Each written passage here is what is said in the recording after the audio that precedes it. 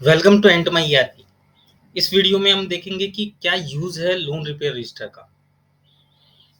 तो सिस्टम में एक लोन रिपेयर रजिस्टर की फैसिलिटी है, तो उसका क्या यूज है वो आज हम जानेंगे। तो इसके लिए सर्विस मॉड्यूल के अंदर रिपोर्ट्स के अंदर हम जाते हैं। जैसे ही रिपोर्ट्स पे क्लिक करता हूँ, यहाँ पे एक रिपोर्ट है लोन रिपेयर रजिस्टर। जैसे इस पे क्लिक करता हूँ तो लोन रिपेयर रजिस्टर होता क्या है, क्या यूज होता है इसका, किस तरीके से हम ट्रैक कर सकते हैं, वो जानेंगे। यहाँ पे ऑल जो दिखाई दे रहा है, ऑल के अंदर जितना भी डिवाइस हमने इन लिया है या आउट किया है वो दिखाई देगा।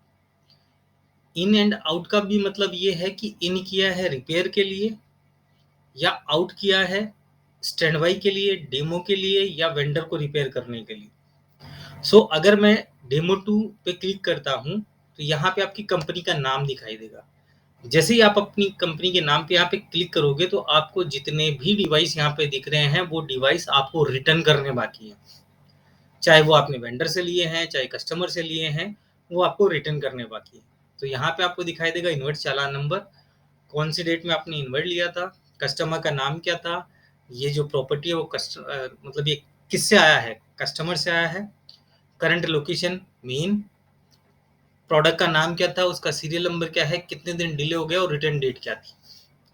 तो होता क्या है कि जब इंजीनियर कस्टमर के यहाँ पे विजिट करते हैं और कोई डिवाइस ऐसी होती है जिसको हम वहाँ पे रिपेयर नहीं कर सकते, उस केस में हमें वो डिवाइस पिकअप करनी रहती है। तो जब पिकअप करते हैं, जब हम उसको इनवर्ड लेते हैं तो इनवर्ड फॉर रिपेयर के लिए हम उसको इनवर्ड लेते हैं। तो जैसे ही हम उसको इनवर्ड एंट्री करते हैं, वो हमारे लोन रिपेयर रजिस्टर में दिखना स्टार्ट हो जाता है हमारी कंपनी के नाम के अंडर में, कि हमें इतनी डिवाइस है जो रिटर्न करना बाकी है। और जब इनवर्ड चालान लेते हैं तभी हम डिसाइड करते हैं कि कौन सी डेट में हम रिटर्न करेंगे।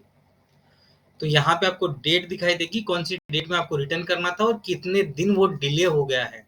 तो इससे हमें ये पता चलता है कि कितनी डिवाइस ऐसी है जो हमने कस्टमर से पिकअप कर रखी है और उनको रिटर्न करना बाकी है।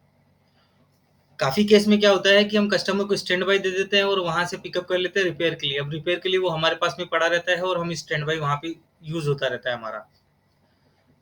वो स्टैंड बाई हमें रिटर्न मंगवाना है और किससे जो डिवाइस हमने पिकअप की थी वो डिवाइस उनको रिटर्न करना है। तो ये आइडेंटिफाई ट्रैक करने के लिए लोन रिपेयर रजिस्टर होता है। सेकंड होता है अदर्स। अदर्स का मतलब क्या होता है कि कितनी डिवाइस ऐसी है जो हमने कस्टमर को या वेंडर को दे रखी है रिपेयर करने के लिए या स्टैंड बाई के लिए या डेमो के लिए, जो हमें रिटर्न लेना बाकी है।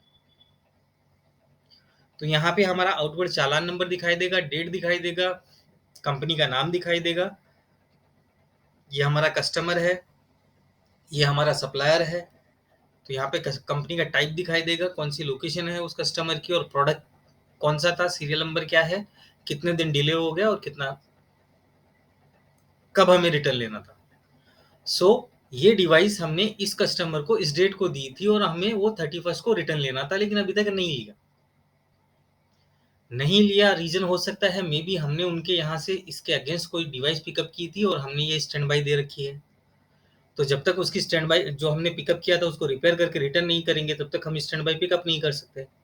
तो इस तरीके से आप ये चेक कर सकते हैं कि कितनी डिवाइस ऐसी है जो आपको रिटर्न लेना बाकी है और कितनी डिवाइस ऐसी है जो आपको रिटर्न करना बाकी है।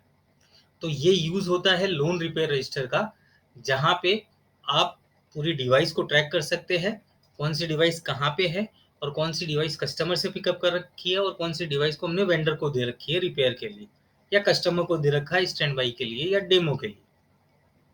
तो ये यूज होता है लोन रिपेयर रजिस्टर का। Thank you.